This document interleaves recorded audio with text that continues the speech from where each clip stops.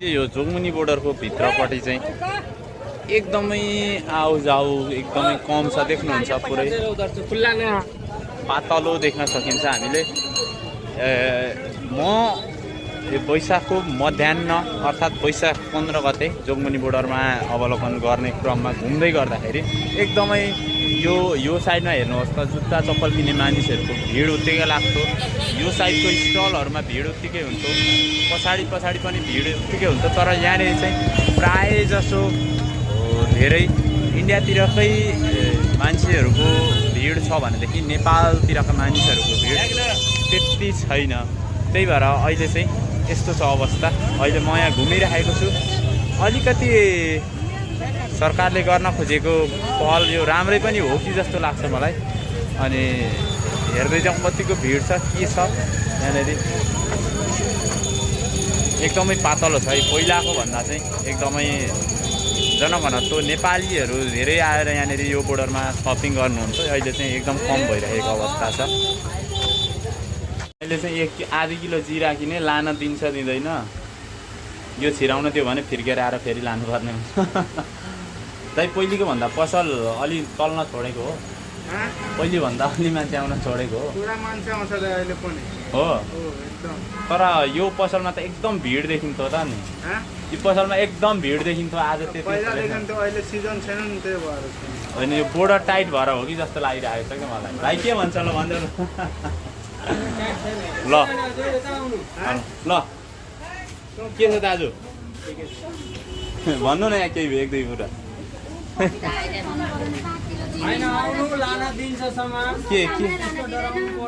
के भन्नुहुन्छ तपाईँहरू भन्नु त ल। हामी त अब सामान धेरै लान पाइएन, अलिक लैजाउँला भनेर उहाँ पाहाडदेखि आएको गयो त हामी। त्यस्तै छ, पेय पदार्थहरू चाहिँ लान पाइँदैन रहेछ यहाँनिरदेखि। भन्सा तिर्नु पर्दछ। अब यो मैले चाहिँ जिरा मात्रै किने डराउँदै हेरौँ के हुन्छ। अनि अहिले जोगमुनीमा चाहिँ पहिलाको जतिको अहिले त्यस्तो किनमेल गर्नको लागि अहिले त्यति नेपालदेखि बोर्डर भन्सार तिर्नुपर्ने भएर अहिले त्यस्तो उ छैन। त्यही भएर देख्न सक्नुहुन्छ एकदमै सुनसान छ बोर्डर चाहिँ। त्यस्तो चलिरहेको अवस्था छैन, तपाईँहरूले पनि देख्न सक्नुहुन्छ।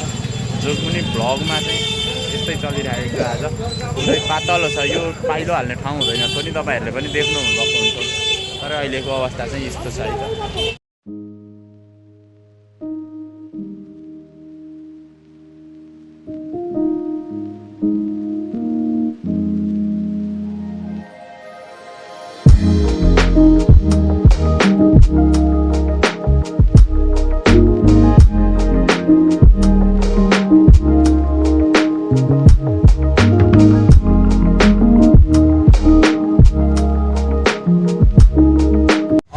फुल्का सामानहरू लिने भएदेखि ठिकै छ। अब जोगमुनीमा त्यही हो, पेय पदार्थ अनि अलिक महँगो सामानहरूको चाहिँ भन्सार लाग्ने गर्छ। पहिलाको जस्तो छुट छैन बोर्डर। अब तपाईँहरूले देखिनु नै भयो भन्सार बोर्डर जोगमुनीमा चाहिँ अहिले त्यस्तो धेरै छैन। अहिले पुरै पातलो अवस्था छ। अनि कस्टमरहरू पनि धेरै आउँदैनन् भन्ने गुनासो भइरहेको सुनिन्छ यहाँनिर। अब बोर्डर टाइट नेपालले गरेछ है। अहिले चाहिँ एकदम खुल्ला खाली छ बोर्डर। अनि अब म चाहिँ चट्ट एकछिन आएको थिएँ के रहेछ भनेर, अब म निस्किन्छु। त्यही हो, बोर्डर अहिले एकदमै खाली छ, खुल्ला छ। त्यस्तो महँगो सामानहरू चाहिँ अब किन्नको लागि नेपालमै गर्नुपर्ने हुन्छ। तपाईँहरूले चाहिँ कस्ट तिर्नुपर्ने हुन्छ भन्सार कस्ट। अब यस्तै हो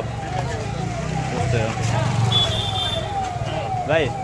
यो बोर्डर यतिखेर किन खुल्ला छ? खुल्ला क्यों ये बोर्डर? मतलब पातला ल ठिक छ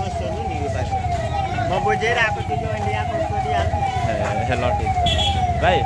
किन मान्छेहरू छैन क्या यहाँ आज? धेरै थोरै बोर्डरको नेपाल पेज गरिसक्यो, त्यसको लागि मान्छेहरू आउँदैन।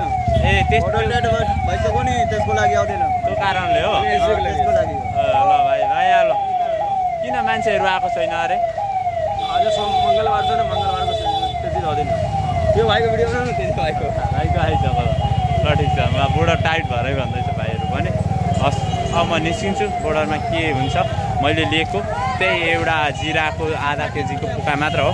त्यसलाई पनि कर भन्सार लाग्यो भनेदेखि म तिर्न रेडी। के हुन्छ हेरौँ। अब म निस्किन्छु।